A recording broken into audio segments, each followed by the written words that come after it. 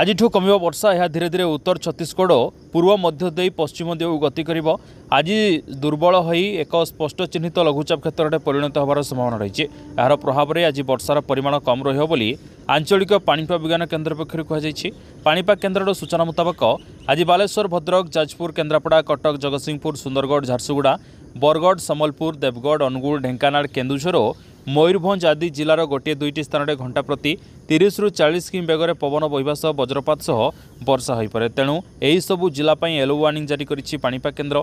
यापर राज्य में मौसुमी जनित हल्ला वर्षा जारी रही पारे। तेबे आज मध्य समुद्र अशांत रहिबार संभावना थिबारु ओडिशा उपकूल एवं यार आखपाख अंचल पश्चिमबंग बांग्लादेश उपकूल में मत्स्यजीवी मानक प्रवेश न करने को परामर्श दी। ब्यूरो रिपोर्ट पवित्र न्यूज ओडिशा। जदि आम भिडियोटी आपंक भल लगा तेब लाइक शेयर सब्सक्राइब फॉलो करने को भूलु नहीं। नमस्कार।